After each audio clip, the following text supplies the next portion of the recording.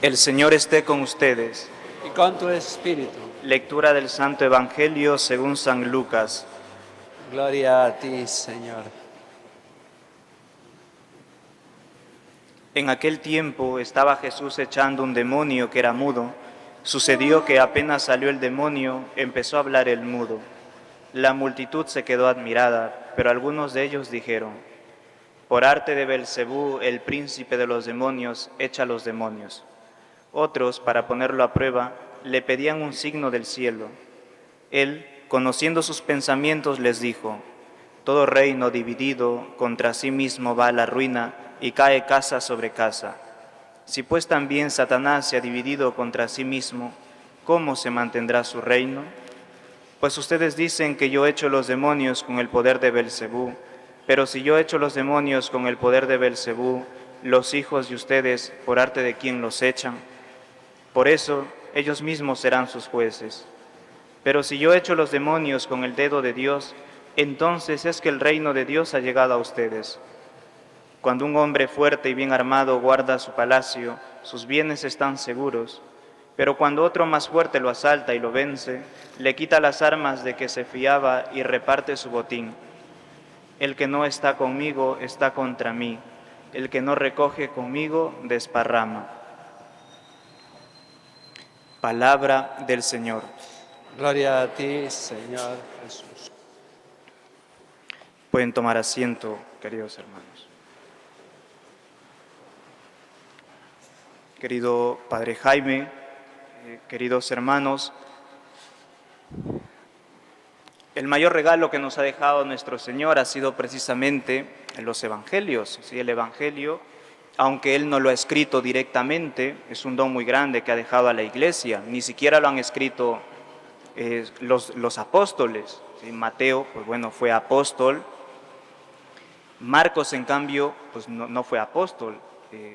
Se cree que conoció a Jesucristo, pero no fue un apóstol de Jesús. Él escuchó la predicación de San Pedro y eso fue lo que plasmó en su evangelio. Lucas tampoco fue un apóstol de Jesús.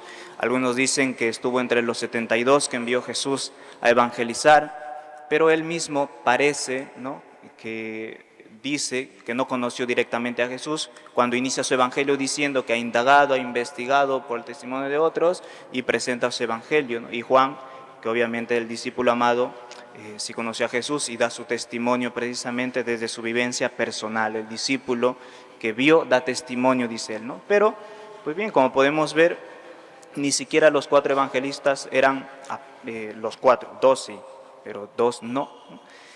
Sin embargo, el Evangelio es un regalo de nuestro Señor. ¿Por qué? Porque el Evangelio habla de Cristo, habla de Él, de su persona. El Evangelio es Cristo mismo. El Evangelio no significa sino otra cosa que buena noticia. ¿Y cuál es esa buena noticia que nosotros hemos recibido? La salvación que Cristo ha venido a traernos, que no es otra cosa que su misma persona que se entrega a nosotros y luego lo que nos promete algún día en el cielo cuando viviremos eternamente con Él.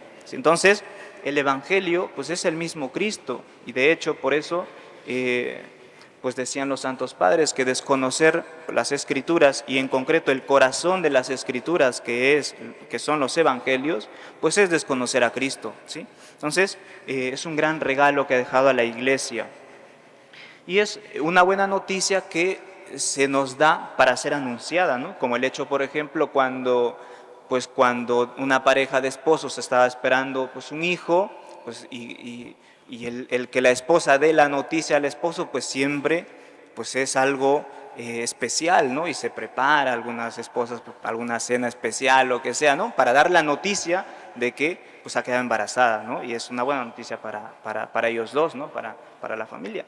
Pues bueno, una buena noticia pues es eso, ¿no? Algo que da alegría, que da emoción, ¿no?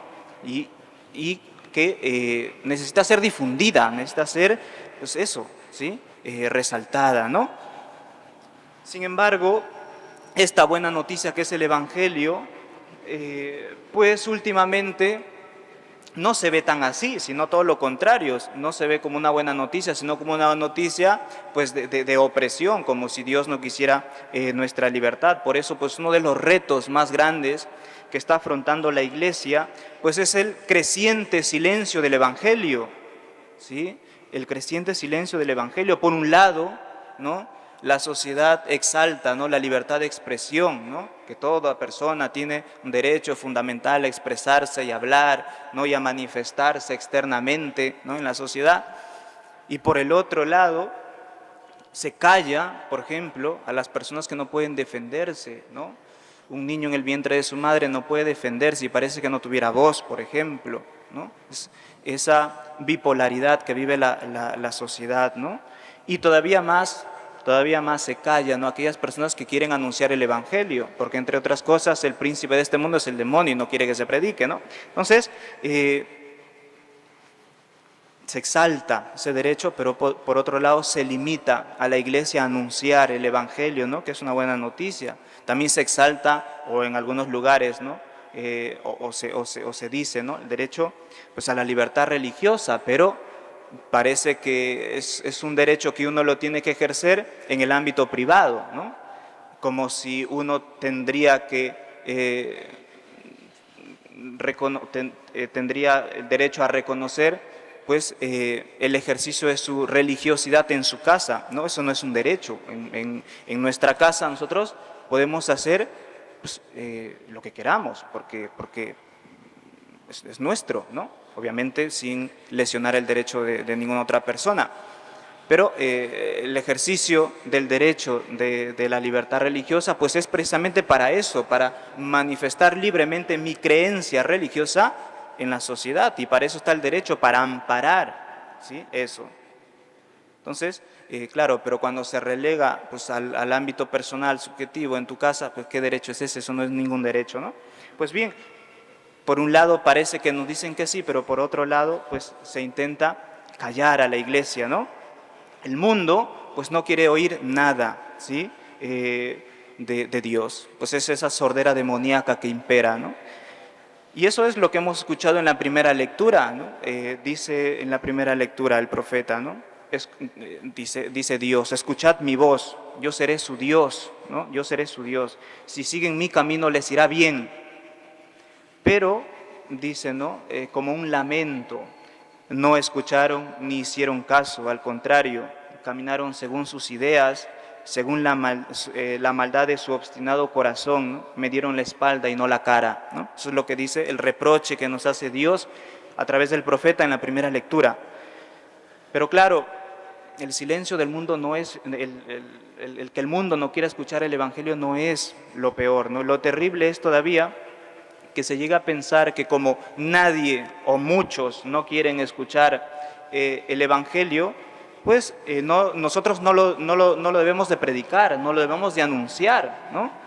Entonces se trata, pues, de la otra tentación, ¿no?, del demonio mudo. Así como está la tentación del demonio que nos quiere tapar los oídos para no escuchar el Evangelio, también está la otra tentación del demonio mudo, de no hablar de Dios, de no hablar del Evangelio.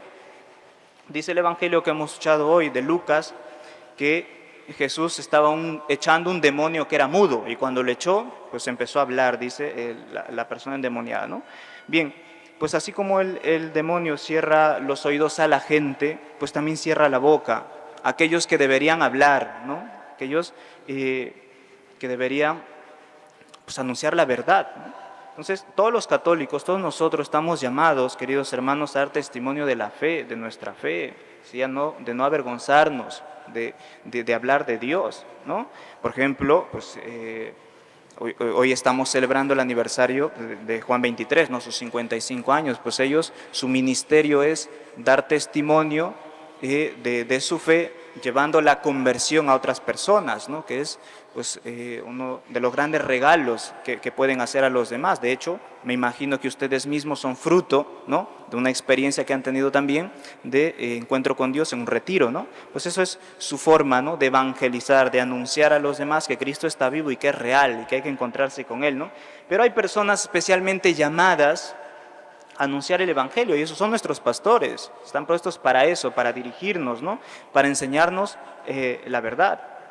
Pero qué astuto es el demonio cuando los persuade, no solamente a los pastores, a todos nosotros, ¿no?, pero sobre todo a ellos, cuando persuade de que no es necesario convencer a nadie, porque estamos limitando su libertad, ¿no? A veces vemos que el dar testimonio del Evangelio o el intentar acercar a una persona a la iglesia, se ve eso como si estuviéramos limitando su libertad, ¿no? Como si le estuviéramos induciendo como una forma de opresión, ¿no?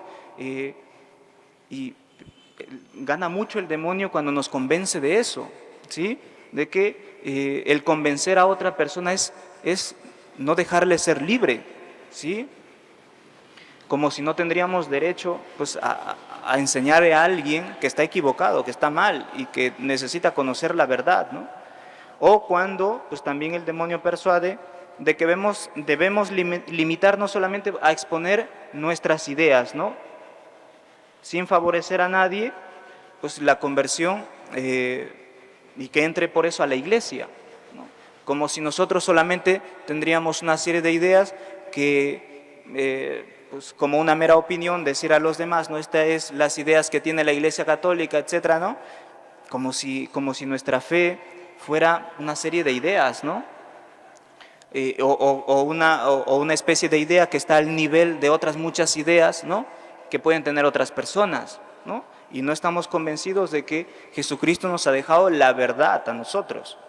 Entonces, pues gana mucho también el demonio cuando nos convence de eso. O, pues, cuando nos persuade de que basta con ayudar a los hombres a ser más hombres, ¿no? Hay que, pues, darles educación, etcétera, ¿no? Pero con eso es suficiente, ¿no? O más fieles a su propia religión o a su propia doctrina o a su propia secta, ¿no? Pues a veces pensamos que solamente pues les tenemos que enseñar a vivir bien su experiencia religiosa que tiene, ¿no? Porque bueno, ¿cómo no lo vamos a contradecir, no le vamos a llevar la contraria, ¿no? O muchas veces, pues, con construir una sociedad de justicia, de paz, algunas personas llenan la boca con la palabra solidaridad, no hay que enseñar a ser solidarios y que vivan bien, ¿no? Con valores, etc. Y la enseñanza cristiana pues se reduce solamente a eso. Y la enseñanza cristiana es muchísimo más, ¿sí? Entonces, y ya no digamos nada a aquellas personas que no conocen a Dios, porque ¿cómo es posible que les vamos a llevar el Evangelio? ¿Para qué? Si al final se pueden salvar sin un conocimiento explícito de Cristo, ¿no? Si algunos se van a salvar sin incorporarse a la iglesia, pues hizo mucho daño llevar al extremo, ¿no? La doctrina de un teólogo alemán, ¿no? Llamado Rahner, que hablaba de unos cristianos anónimos, ¿no? De que, bueno, pues hay algunos cristianos por ahí que no conocen a Cristo, no saben nada de la iglesia, de que, bueno, se van a salvar, ¿para qué le vamos a anunciar el Evangelio, no? Pues ante este panorama, queridos hermanos, es bueno pues, reflexionar con aquellas palabras de Pablo VI que decía, ¿no? A lo mejor algunos hombres podrían salvarse por otros medios, porque la iglesia no lo niega, ¿no? Gracias a la misericordia de Dios. Si nosotros no les anunciamos el Evangelio, puede ser que algunas personas se salven si nosotros no les anunciamos el Evangelio, ¿no? Porque a Dios no le vamos a limitar, ¿no? Pero, decía Pablo VI, ¿no? ¿Podremos nosotros salvarnos si por negligencia, por miedo, por vergüenza o por ideas falsas omitimos anunciarlo? ¿Sí? Esa es la pregunta que debemos hacernos. Nosotros nos salvaremos si no anunciamos aquello que debemos anunciar. ¿Sí? Lo que hemos recibido gratis tenemos que darlo gratis también pues, a los demás, ¿no? Pues bien, queridos hermanos, les invito, ¿no? A que todos nosotros pues, luchemos contra esa sordera, contra esa mudez, ¿no? del demonio, ¿no? que inyecta en la sociedad y dentro de la iglesia, ¿no? El silencio del Evangelio debe ser para nosotros un dolor en el alma, ¿no? Por ser pues también un dolor del corazón de Cristo. Que así sea.